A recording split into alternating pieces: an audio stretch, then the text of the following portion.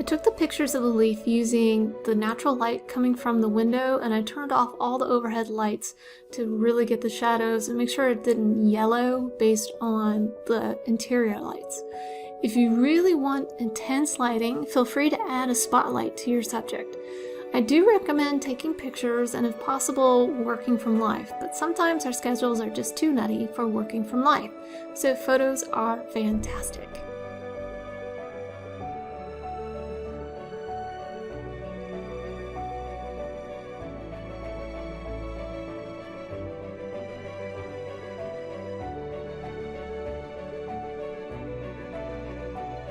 I'm painting my leaves on 3 8x8 ampersand gesso panels because that is what I had, and ampersand is by far my favorite surface to paint on because of its smooth texture, durability, versatility and framing options, and low storage space requirement.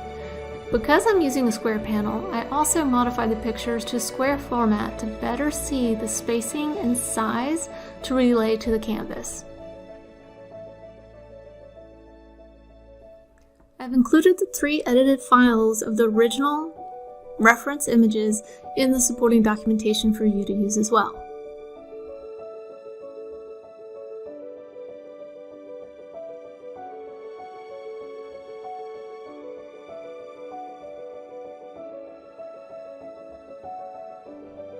Here's a handy little tip. Use your razor and the scraper to remove the protective wrapping on your canvas panel.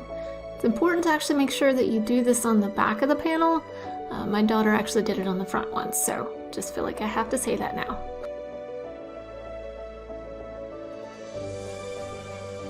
I've pre-selected my paintbrushes based on what I thought I would need, and also to try out some brushes that I haven't used before to see how they handle.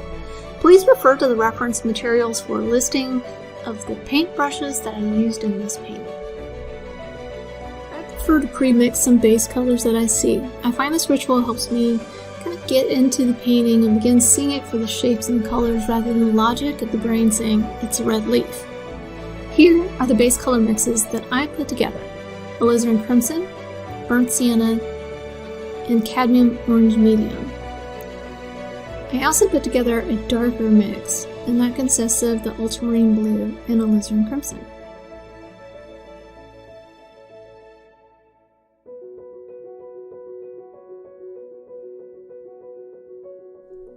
I'm choosing to sketch the painting freehand, using burnt sienna thin down with my Gamsol, which is my brush cleaner. Because I didn't manually create a grid, I'm mentally outlining where the grid would correspond to the picture and to the canvas to start the sketch. The approach I'm taking is to outline a bit of one leaf, move to the top of another, and then to the top of the other. This way I'll ensure that the total subject is on the panel and keeping within the mental grid and the correct proportions. Now you may want to draw this in whatever method that you prefer. You can feel free to refer to the 6 methods of drawing to get a firm foundation for your painting course and see what methods are available. Once I have the initial outline, then it's just a matter of refining the sketch.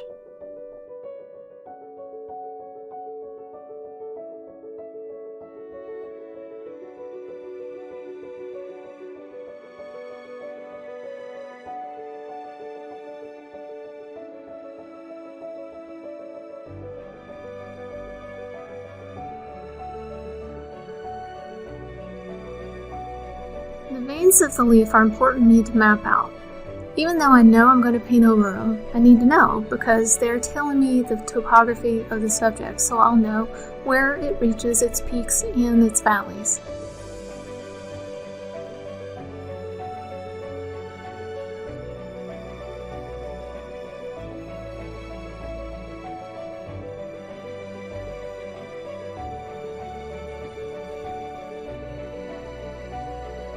Looking back at this painting and how I started, you can tell I was very tense. You can tell this because I'm using such a small brush and I'm not holding my brush towards the back of the handle but rather kind of choking up on it a little bit. But I'm following the standard technique. which is to block in the darks first.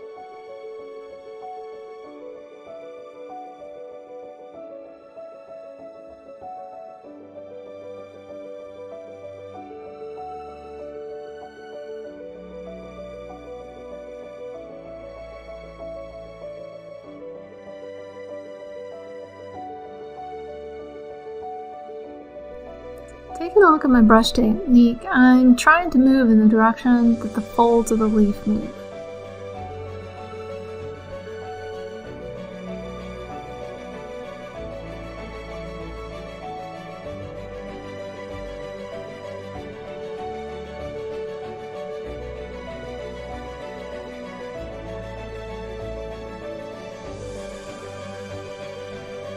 Grabbing one of the extra colors that I have on my palette, I'm going to be using the Asphalto because it's a fabulous transparent brown, and I'm going to mix that some with the transparent sap green to really get that burnt looking area of the leaf.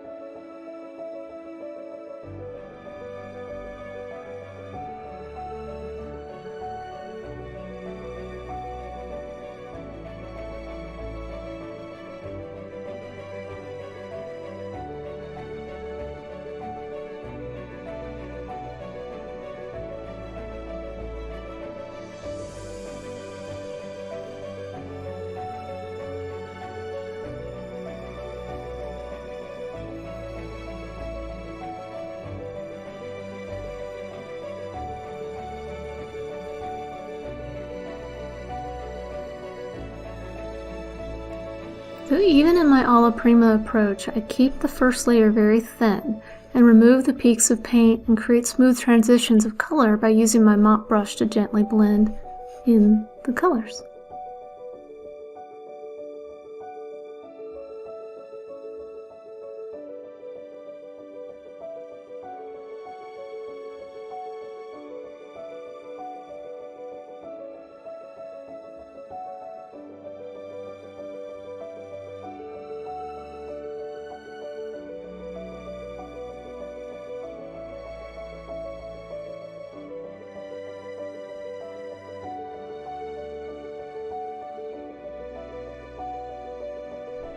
Using a clean brush with a little bit of Gamsol and a paper towel in hand, I began removing paint, which is essentially lifting off the paint. This is a technique that enables me to draw the veins and reestablish the topography of the leaf. I start the lifting off process at the lightest point of the vein.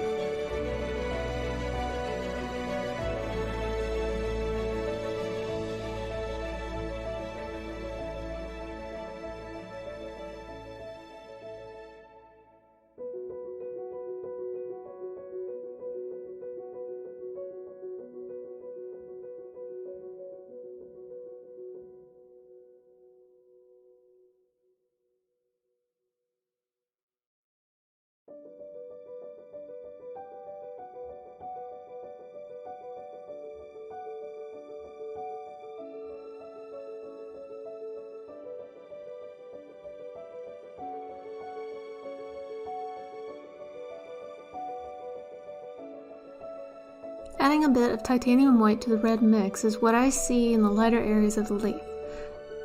As the leaf stands without it, there's just too much of an intense red. While that's lovely, it's not a realistic looking leaf. And at this point, I'm still working out the color that will work best for the lighter areas of the leaf.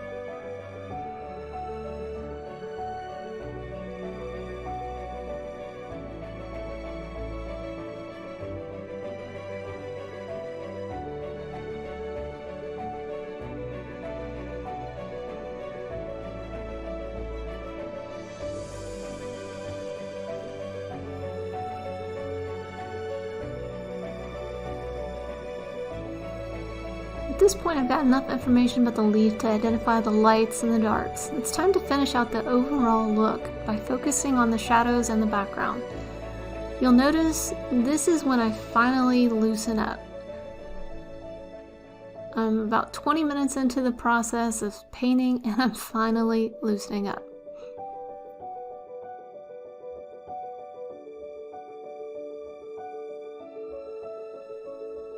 The shadow color mixes that I'm using include sap green, asphaltum, and titanium white.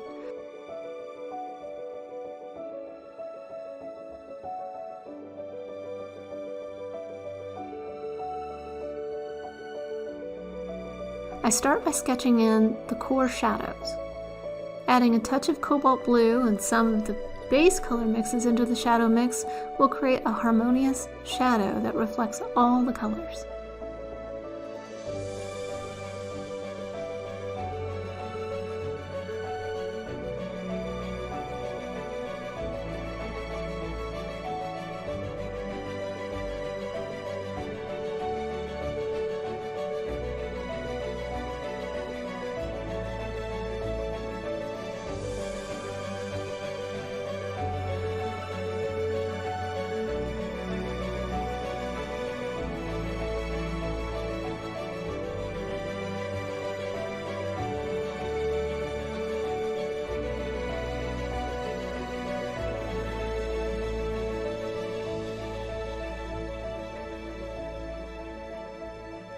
Mixing another color mix of titanium white with some Neil McGill will enable me to paint the background and soften the edges of the core shadow and mix in some of the surrounding color, again making a harmonious painting.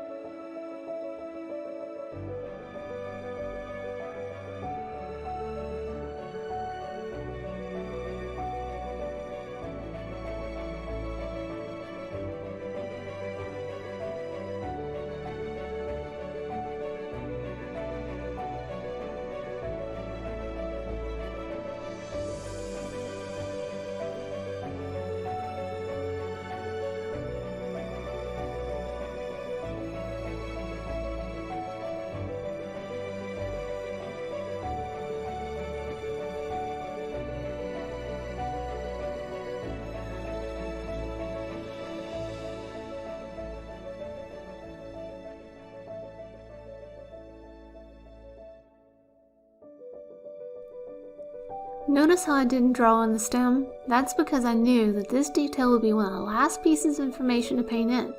Before you start a painting, take a few meditative minutes and imagine yourself painting the painting. Mindfully walking through the process and the approach will help guide you through the most productive path.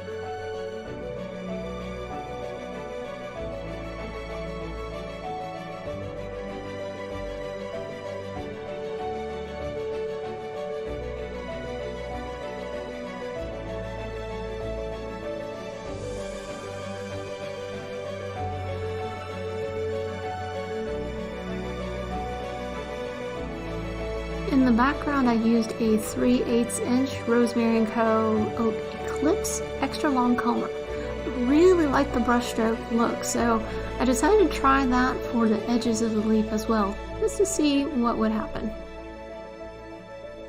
And you'll notice in the second leaf painting, I'm going to try a different brush. And that second time, that one was the winner brush for me.